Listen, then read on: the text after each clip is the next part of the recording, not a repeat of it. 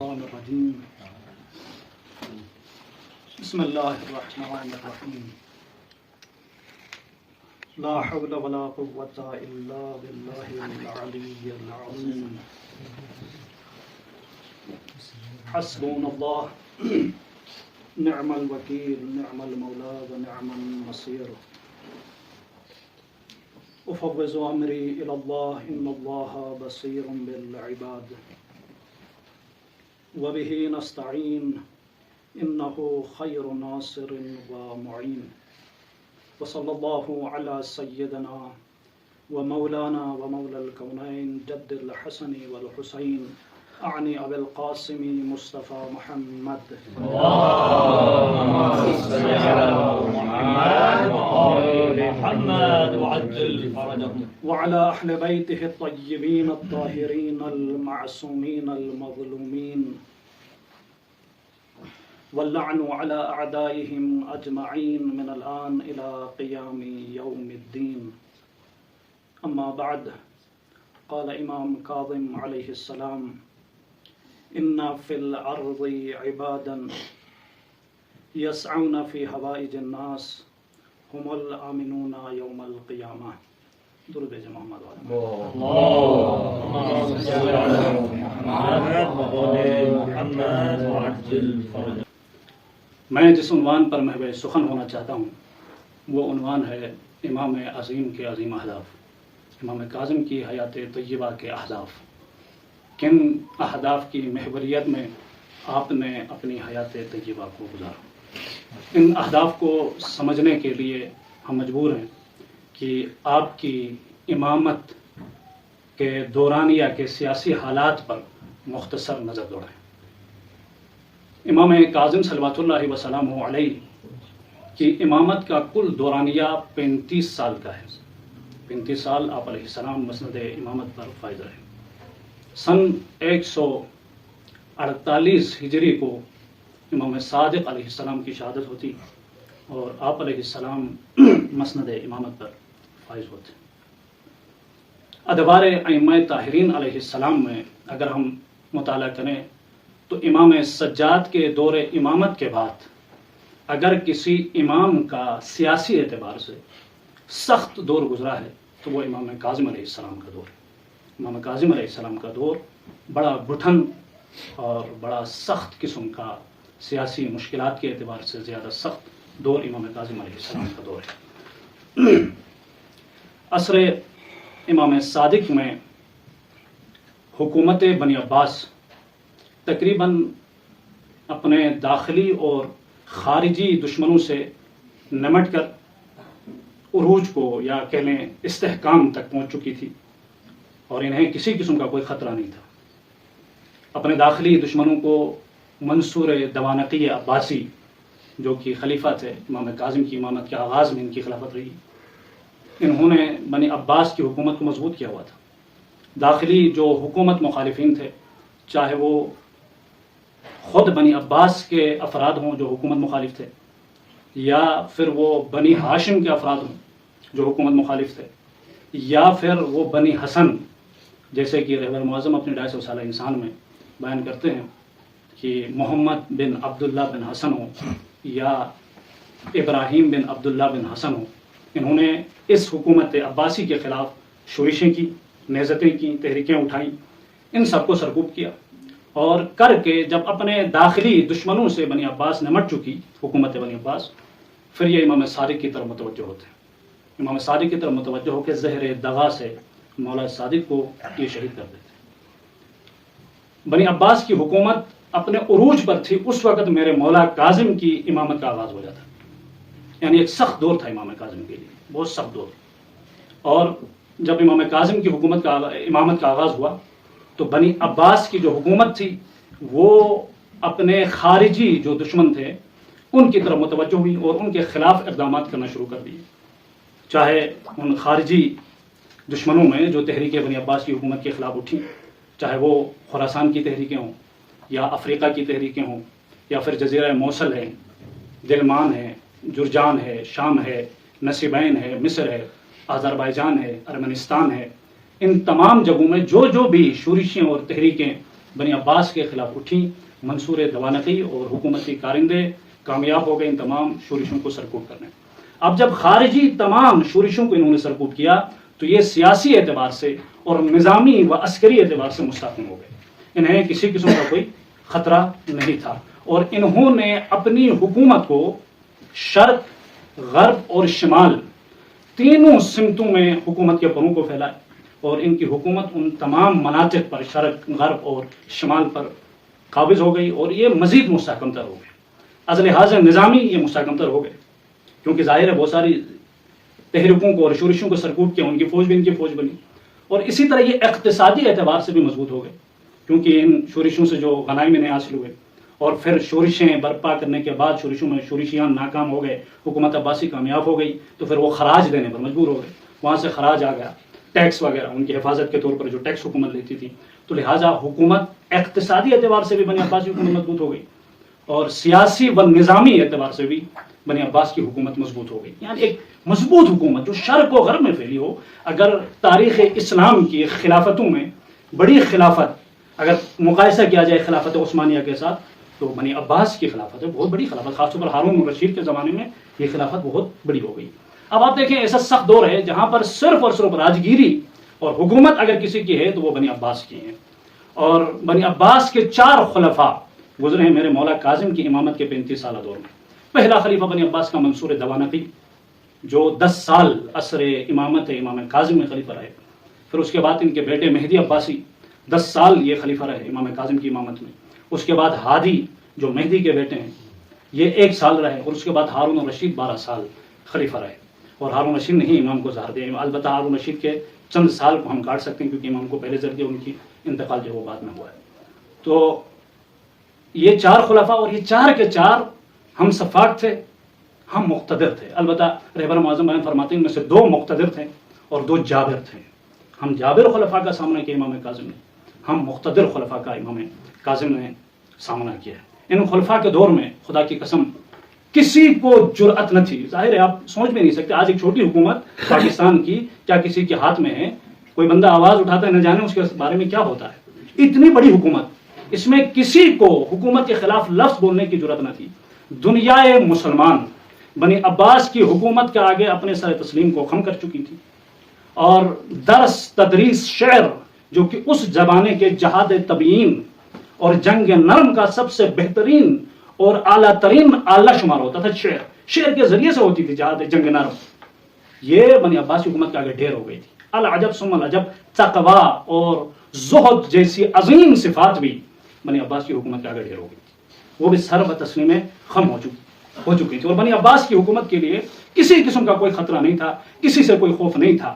ہاں اگر کسی کا خوف تھا، اگر کسی سے کوئی خطرہ تھا تو امام موسیٰ کاظم صلوات اللہ وسلم علیہ صلوات بھیجے محمد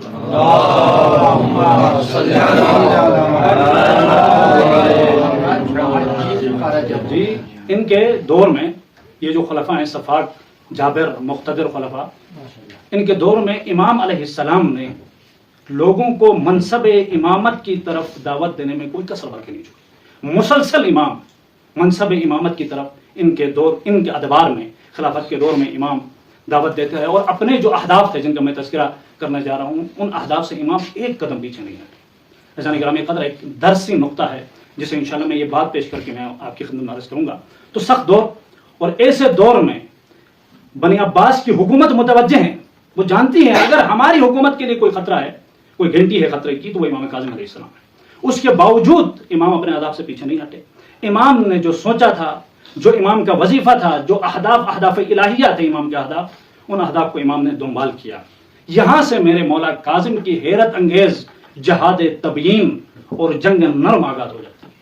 یہاں سے میرے مولا کاظم کی حیرت انگیز جہاد کا میں اور آپ مشاہدہ کرتے ہیں، اور اتنے بڑے سخت خلفاء، ان کے سامنے میرے مولا کاظم نے اپنے اہداف پر پورا عمل کیا۔ اب وہ اہداف کیا ہیں جن پر میرے مولا کاظم نے عمل کیا؟ صلوات بھیجیں گے محمد۔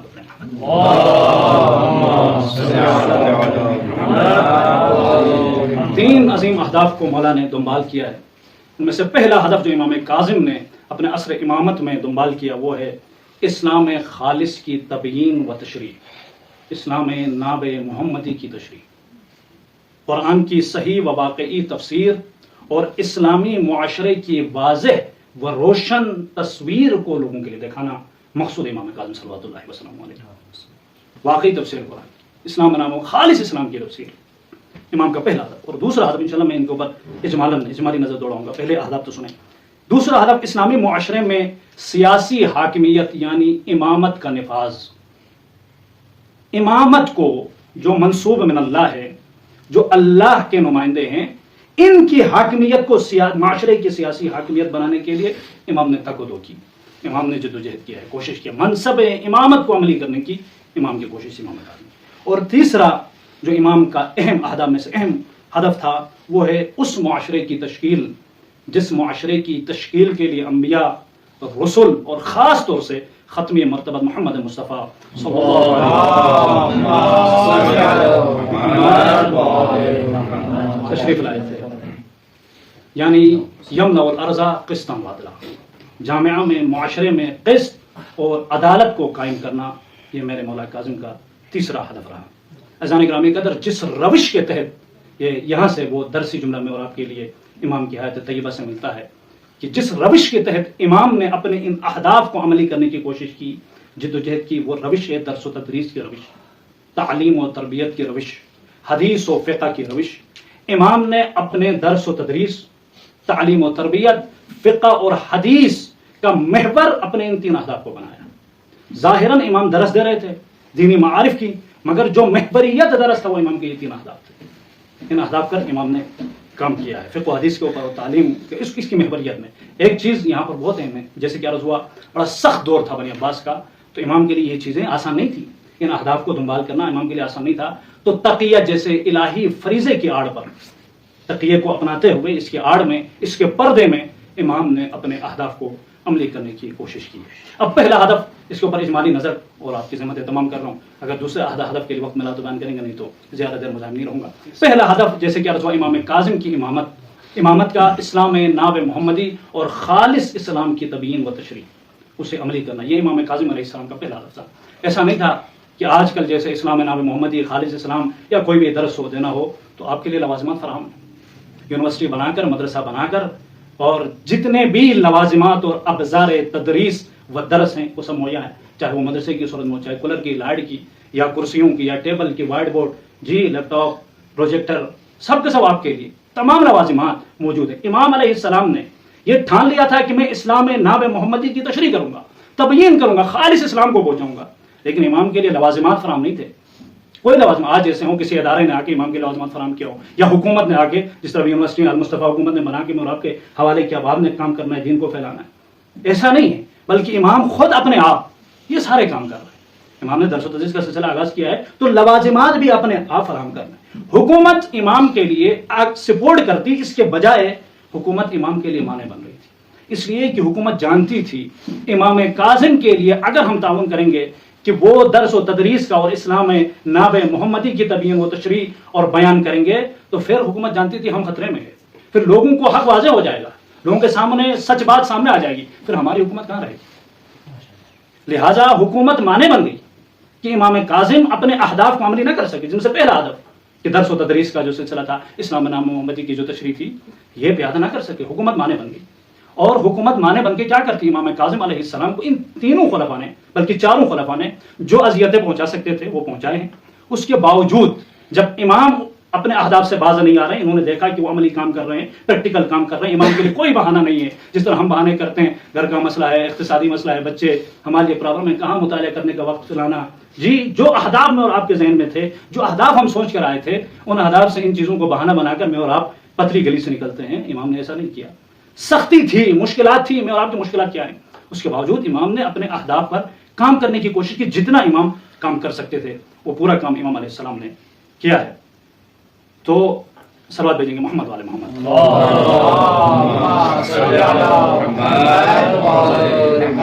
جیسے حکومت رکاوٹ بنی امام کے لیے، سارے کے سارے خلفاء، چار کے چار خلفاء نے امام کو تبعید کیا، جلاوطن کیا. پہلے منصور دوانقی نے ایک مرتبہ بغداد بلایا امام کو مدینہ سے، یعنی ایک جگہ میں رہنے نہیں دیا. وہیں بندہ کام کر سکتا ہے جو ایک جگہ میں ٹکا رہے، ایک جگہ میں رہے. امام ایک جگہ پہ امام کو رہنے نہ دیا، بار بار تبعید کرتے تھے. منصور نے 2 دفعہ امام کو تبعید کیا، ایک دفعہ مدینہ سے بغداد تبعید کر کے بلایا، پھر اس کے بعد امام کو بغداد سے اجیر نامی جگہ کی طرف اس نے تبعید کیا، جلا وطن کیا. اس کے بعد مہدی نے امام کو مدینہ سے بغداد بلایا. اس کے بعد ہادی نے امام کو تبعید کیا. ہارون الرشید نے تو کئی تبعیدیں کروائے امام کو، ایک زندان سے دوسرے زندان، زندانوں کی ہی سیر کرواتا رہا. اس کے بعد امام علیہ السلام کو اسی ہارون الرشید نے زہر دیا، اور ایک بہت بڑا عرصہ امام کاظم صلوات اللہ وسلم علیہ کا روپوشی کا دور اور عرصہ گزرا. امام اپنے آپ کو چھپاتے پھر رہے تھے، چھپ رہے تھے، اس قدر سختی تھی امام پیچھے. اور حکومت نے کہا ہوا تھا کہیں پہ بھی امام کاظم کسی کو نظر آتا ہے ہمیں خبر دے. اور ایک جگہ میں امام اسی روپوشی کی حالت میں شام کے دیہاتوں میں، مدینہ امام کا وطن ہے بھائی، شام کے دیہاتوں میں ایک دیہات سے دوسرے دیہات، دوسرے دیہات سے تیسرے دیہات، اور پھر یہاں تک کہ ایک غار میں امام پہنچ جاتے ہیں دیہاتوں میں. اور ایک شخص ملا، اسے امام نے کہا تم سے اگر حکومت تھی، جو جانتا تھا امام کو، امام نے بیس بدلا تھا، شناخت بدلی تھی، حلیہ بدلا تھا، بدل کے امام گھوم رہے تھے، کہیں امام شناخت میں نہ آئے اور نہ پکڑا جائے، اسے امام بدلتے. ایک شخص نے دیکھا امام کو پہچانا، اور امام نے اس سے کہا کہ آپ کبھی بھی نہ بتائیں، آپ جا کے ہرگز حکومت کی کارندوں کو یا حکومت کو نہ بتانا کہ میں نے کاظم کو علیہ السلام فلان جگہ پر دیکھا ہے. اور اتفاق سے وہ شخص آیا اور اس نے بتایا نہیں، تو حکومت نے اسے اسیر کر دیا، زندان کر دیا. واقعہ اپنی جگہ پر ہے. دیکھیں روایت کے فقرے ہیں، میں پیش کر رہا ہوں. وقع موسیٰ بن جعفر بعض قراء الشام حاربا متنکرا. امام کاظم علیہ السلام شام کی دیہاتوں میں ایک دیہات سے دوسرے دیہات، دوسرے دیہات سے تیسرے دیہات، تیسرے دیہات سے چوتھے دیہات کی طرف امام مسلسل تبعید اور جلا وطنی کی حالت میں رہے. فوقع فی غار، یہاں تک کہ امام ایک دفعہ ایک غار میں پہنچے. کیا دیکھا؟ غار میں ایک نصرانی ہے، یہی لانا میرا مقصد تھا، یہی میری شاید مثال ہے. ایک غار میں پہنچا تو دیکھا وہاں ایک نصرانی بیٹھا ہوا تھا. اور امام علیہ السلام کا ہدف کیا تھا؟ پہلا اسلام میں ناب محمدی، خالص اسلام کی تبیین و تشریح. جب غار میں پہنچا دیکھا نصرانی بیٹھا، اس کے ساتھ بحث و مباحثہ ہو گیا. اور یہاں پر بھی ایسے سخت حالات پہ بھی امام اپنے وظیفے سے اور اپنے ہدف سے پیچھے نہیں ہٹے، اس نصرانی کو مسلمان بنا دیا. ایسے حالات میں بھی امام اپنے ہدف کے پیچھے رہے، کبھی پیچھے نہیں ہٹے. دوسرا ہدف، اس کو اختصاراً عرض کروں گا، دوسرا ہدف اسلامی معاشرے میں یہ بہت اہم ہے، کیونکہ اس کے اوپر زیادہ سوالات آج میرے جامعہ میں اٹھ رہے ہیں، اس لیے میں مختصراً عرض کر رہا ہوں. اسلامی معاشرے میں سیاسی حاکمیت یعنی امامت الہیہ کو، ولایت کو نافذ کرنا، یہ امام کی کوشش ہے. کہتے ہیں نا ہمارے 8 امام کہاں اٹھے، امام سجاد سے لے کر امام عسکری تک، یہ 8 امام، انہوں نے تو کوئی اقدام نہیں کیا. یہ جو مستشرقین ہیں اور جو ہمارے بھائی ہیں، خاص طور سے ہمارے اندر بھی کچھ مجھ جیسے لباس میں بھی لوگ یہ اعتراض کرتے ہیں کہاں حاکمیت ہے، کب ہمارے اماموں نے اس چیز کے لیے اقدام کیا ہے. حسین گرامی قدر ایسا نہیں ہے. مجھے اپنی مشکل سمجھنے کی ضرورت ہے، مجھے اپنی کمی دور کرنے کی ضرورت ہے. میری مشکل ہے کہ میں نے اماموں کی سیرت نہیں پڑھی، میری مشکل ہے کہ میں نے ان کی زندگی کا مطالعہ نہیں کیا ہے، اور پھر میں آگے کہتا ہوں اماموں نے کہاں اقدام کیا. ایسا نہیں، ہمارے ہر امام نے امامت کو نافذ کرنے کے لیے سب سے زیادہ کوشش کی ہے. اگر کربلا کوئی جنگ ہے اور کربلا میں قتل ہوا ہے حسین ابن علی جیسا عظیم ہستی، جیسی عظیم ہستی، تو وہ امامت کے لیے قتل ہو گئی. نماز تو تھی، روزہ تھا، سب کچھ تھا. اگر کوئی محوریت تھی تو وہ امامت تھی. ہر امام کا منشور امامت رہا، اس کو نافذ کرنے کی کوشش کی ہے. امام کاظم صلوات اللہ وسلم علیہ، میں لفظی جواب دوں گا ان کے لیے، اگر امام کاظم امامت کو اور ولایت کو عملی کرنا نہیں چاہتے تھے تو حکومت کا کو امام کاظم کے پیچھے پڑی ہوئی تھی. بھائی ایک عام انسان ہوتا ہے، ایک عام آدمی ہوتا ہے جس کے ہاتھ میں تصویر ہوتی ہے، جو خانقاہی ہے، جو استغفر اللہ کے علاوہ اس کو کوئی اور ورد ہے ہی نہیں. کب حکومت نے اس کا پیچھا کیا ہے؟ کون سی حکومت نے اس کے پیچھے اپنے جاسوس اور کارندے لگائے؟ امام کاظم علیہ السلام کو بار بار تبعید کرنا اور امام کے پیچھے جاسوس رکھنا اور امام کو بار بار جلا وطن کر کے لا کر اسیر کیا ہے. خود دوانقین اسیر کیا، پہرا لگا دیا، لوگوں کو رکھا، مد نظر رکھا، امام کہیں جانے نہ پائے. کیوں؟ اس لیے کہ امام چاہتے تھے نظام امام نافذ ہو، اور منصور جانتے تھے اور کوئی خطرہ ہے میرے لیے بنی عباس کی حکومت کے لیے تو وہ امام کاظم کی حکومت ہے. یہی وجہ تھی حکومت نے امام کاظم کا پیچھا کیا. آپ کا وہ نافرمان بتیجا امام کاظم صلوات اللہ وسلم علیہ کا، جو بنی عباس کی خلافت کے ساتھ جڑا ہوا تھا، خلیفہ سے اس کے تعلقات تھے، یہ جا کر اگرچہ اس نے بات سچ کہی ہے مگر منافقانہ لہجے میں اس نے کہی تاکہ ہارون الرشید اسے امام کو گرفتار کر سکے. وہ جا کے کیا کہتا ہے؟ کہتے ہیں خلیفتانی یجیء الیہما الخراج. ہارون الرشید بھڑکانے کے لیے کہتے ہیں. ہارون الرشید یہ مت سمجھنا فقط آپ ایک ہی خلیفہ ہیں، بلکہ آج سلطنت اسلامیہ میں 2 خلیفے ہیں، ایک آپ ہیں، ایک موسیٰ کاظم ہیں. اس کی دلیل یہ ہے یجیء الیہما الخراج، ان دونوں کے لیے خراج آتا ہے، موسیٰ کاظم کے لیے بھی آتا ہے. اگر آپ علماء کرام مستحضر ہیں، آپ کے مطالعے میں یہ بات ہوگی، اور میں نے خود بھی 2 سال پہلے اسی ممبر سے یہ بات کہا تھا، کمک مالی امام کاظم صلوات اللہ وسلم علیہ. یہ تاریخ گواہ ہے، امام کاظم نے بہت عظیم خدمت، جو امام کاظم کی خدمتوں میں سب سے بڑی خدمت وہ اقتصادی خدمت ہے امام کاظم علیہ السلام کی. تو یہ کہتے ہیں خلیفہ کو بھڑکانے کے لیے 2 خلیفے ہیں، ایک نہیں ہے، تاکہ امام کاظم کو گرفتار کر سکے. اس نے کیوں کہا اس بھتیجے نے؟ اگر امام کاظم نہیں چاہتے تھے منصب امامت کو نافذ کرتے تو یہ ایسا نہیں کیا تھا. دوسری دلیل لے لیجیے، ہارون کے بیٹے مامون، یہ دلیل پیش کر رہا ہوں، بس بات تمام کر رہا ہوں. ہارون کے بیٹے جو کہ مامون ہیں یہ کہتے ہیں، میں دلیلیں پیش کر رہا ہوں، امام نے منصب امامت کو نافذ کرنے کی، ولایت کو نافذ کرنے کی، اپنی حکومت کو قائم کرنے کی کوشش کی، تقدو کیا امام کاظم علیہ السلام، ایسے نہیں بیٹھے.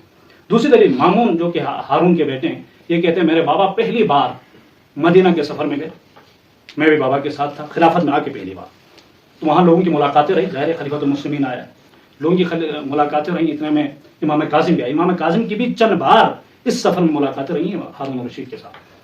ملاقاتیں اتنے میں امام کاظم آئے، اپنی سواری پہ سوار ہیں اور آگے امام ابھی سواری سے اتر رہے تھے کیونکہ خلیفہ کی مسند نزدیک تھی، اترنے والے تھے کہ ایک مرتبہ خلیفہ نے آواز دے کے کہا یا اپنا رسول اللہ آپ سواری سے مت اتریں، آپ اپنی سواری پہ بیٹھے اور سواری پہ بیٹھ کر میری مسند تک آئے. باقی لوگ آگے سے سواری پہ اتر کے پیدل آتے تھے.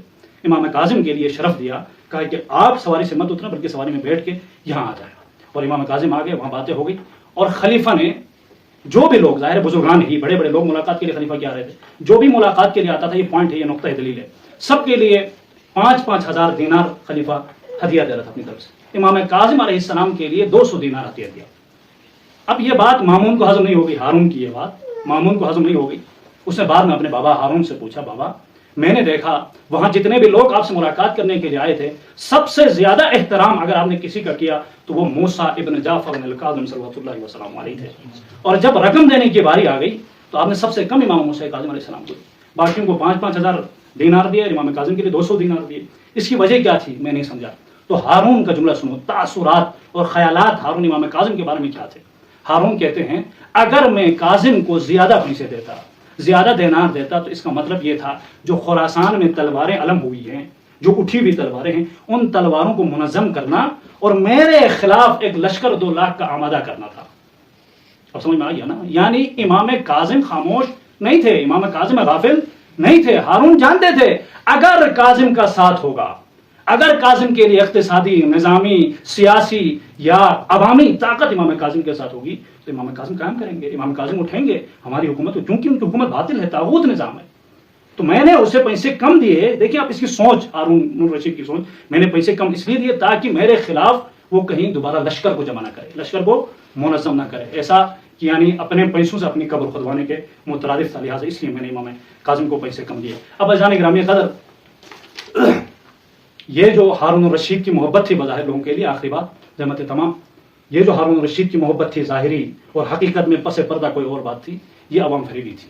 آج بھی یہ چیز رائج ہے اور ہمارے ہر امام کے ساتھ خلیفہ کی یہ روش رہی. کربلا کے بعد کسی مائع کے لال میں، کسی خلیفہ میں یہ جرأت نہ ہوئی کہ کسی امام کو علنی قتل کر دے. یہ کربلا کی برکتیں، یہ حسین ابن علی کی برکتیں تھیں. اور بظاہر یہ شو کرتے تھے، یہ باور کرواتے تھے کہ ہم ائمہ معصومین علیہ السلام کے چاہنے والے، ہم اہل بیت رسول کے وفادار ہیں. ہارون رشید بھی کچھ ایسی ہی ایکٹنگ کر رہا تھا. اور یہ دیکھیں امام کاظم کی بصیرت، امام کاظم کی حکمت عملی، امام کاظم کی حکمت فکری. امام نے اس کے پردے کے پیچھے چھپے، پیار کے پیچھے چھپے نفاق کو اس کے چہرے سایہ کرتے ہیں. امام کاظم یہ عوام فریبی دے کے کہہ رہا تھا، میں دیکھا آپ نے، میں امام کاظم کو کتنی عزت کرتا ہوں، میں ان کا کتنا احترام کرتا ہوں، میں اہل بیت رسول کا کتنا بڑا وفادار ہوں. یہ شو کر رہا تھا. ایک دن یہ کہتے ہیں، میں تمہیں یہ واقعہ آپ سے مستحضر ہے، بس تذکرہ عرض کر رہا ہوں. ایک دن یہ آ کے کہتے ہیں امام کاظم علیہ السلام سے انہی ملاقاتوں میں مدینہ کی، بنی ہاشم کے ساتھ بڑا ظلم ہوا. ان کا سب سے بڑا ظلم یہ کہ ان سے فدق چھنا گیا. میں چاہتا ہوں کہ بنی ہاشم کو اپنا فدق واپس کر دوں. امام کاظم نے کہا آپ ہمارا فدق واپس نہیں کر سکتے. کہنے لگا میں کروں گا. کیوں نہیں کروں گا؟ آپ فدق کی سرحدیں معین کریں. کہتے ہیں یہ ہارون کے جملے، خذ فدقا حتی اردها الیک، آپ فدق کی سرحدیں تو معین کریں، اردها الیک، اسے پلٹانا میرا کام ہے، میں آپ کو پلٹا دوں گا. تو امام نے کہا لا اخذها الا بحدودها، میں فدق کو نہیں لوں گا مگر یہ کہ اس کی تمام سرحدوں کے ساتھ دوں گا، ان کے پورے حدود کے ساتھ میں فدق کو دوں گا. اگر دینا چاہتے ہو، میں جانتا ہوں تو مجھے فدق نہیں دو گے، اگر دینا چاہتے ہو تو میں فدق کو پورے سرحدوں کے ساتھ دوں گا. اس نے کہا معین کریں. وہ سمجھ رہا تھا فدق وہیں جو مدینہ کے اندر ہیں. اگرچہ بی بی زہرا نے اس وقت خلیفہ کے دربار میں گئی تھی، ایک الگ بات لمبی ہو جائے گی، وہاں گئی تھی تو جو مطالبہ کیا تھا وہ صرف فدق کا نہیں کیا تھا. بھی تاریخ کی کتابوں میں موجود ہے، بہت ساری چیزوں کا مطالبہ بی بی زہرا نے کیا ہے. تو یہ سب کچھ چیزیں فدق کے اندر آتی. البتہ امام کاظم اب بتا رہے ہیں اصل فدق کیا ہے، جس کے لیے زہرا نے اپنی پسند کی قربانی دی، جس کے لیے زہرا در در چلی گئی، جس کے لیے زہرا نے قربانی پیش کی. وہ فدق کیا ہے امام کاظم نے فرما رہے ہیں. کہتے ہیں امام کہتے ہیں اگر آپ واپس کرنا چاہتے ہو تو سنو میں سرحدیں معین کرتا ہوں. اما الحد الاول فعدن، فدق کی پہلی سرحد عدن ہے جو جزیرہ عرب کی آخری سرحد ہوتی ہے. کا عدن فدق کی پہلی سرحد. اور دوسری جب یہ سنا نا فتغیر وجہ رشید، پھر ہارون رشید کے چہرے کا رنگ بدل گیا. جب کہا فدق کی پہلی سرحد عدن ہے، چہرہ بگڑ گیا. اور ہارون کہتے ہیں ایوہا عجب ہے، فدق کی پہلی سرحد عدن ہے. امام نے کہا سنو دوسری سرحد والحد الثانی سمرقند، اور دوسری حد فدق کی دوسری سرحد وہ سمرقند ہے. فاربد وجہہ، ہارون کا چہرہ مان پڑ گیا. پہلے ہارون کا چہرہ تبدیل ہو گیا، دوسرا جب سرحد سنی تو اس کا چہرہ مان پڑ گیا. پھر امام نے تیسری سرحد سنی والحد الثالث افریقیہ، فدق کا جو تیسری سرحد ہے، فدق کی تیسرا جو حد ہے فدق کا وہ افریقہ ہے. جب یہ سنا فسود وجہہ، ہارون کا چہرہ کالا ہو گیا. یہ کیا کہہ رہے ہیں؟ پھر امام نے چوتھی سرحد بیان کی، کہا والحد الرافع سیف البحر بما یل الجزر و ارمینیہ، فدق کی چوتھی سرحد ارمینیہ تک پھیلے ہوئے سمندر کے کنارے ہیں. یہ ہمارا فدق ہے، آپ ہمیں واپس کرنا چاہتے ہیں تو واپس کریں. تو پھر ہارون کیا کہتے ہیں؟ قال رشید فلم یبق لنا شیء، کہ ہمارے لیے بھی کچھ بچا. یہ تو سب آپ لے کے جا رہے ہیں کہ ہمارے لیے بھی کچھ بچا. فتحول الی مجلس، اگر ایسا ہے تو آ جائیں، آپ میری مسجد پر بیٹھ جائیں. یہ ہارون کے جملے، یعنی آپ مجھ سے خلافت کا مطالبہ کر رہے ہیں. حضرت گرامی کہتے ہیں ہمارا رونا بھی تو یہی ہے. ہم بھی تو کہتے ہیں زہرا کا فدق سے مراد رسول اللہ کی جانشینی اور رسول اللہ کی خلافت ہے. وصی رسول اللہ یعنی جانشین رسول اللہ منظور ہے حضرت زہرا، اور زہرا نے قربانی پیش کی ہے تو یہی ہے. جی کہا آ جاؤ، اگر ایسا ہے تو آپ آگے ہماری جگہ پر بیٹھ جاؤ. پھر امام قال موسیٰ جعفر، امام موسیٰ نے جعفر نے کہا قد اعلمتک، میں جانتا تھا اننی ان حددتها لم تردها، اگر میں فدق کی سرحدیں معین کرتا تو آپ مجھے فدق کو واپس نہیں کرتے. فعند ذلك عظم على قتله، یہ وہ مقام تھا جہاں سے ہارون نے امام کے قتل کرنے کا ارادہ کیا.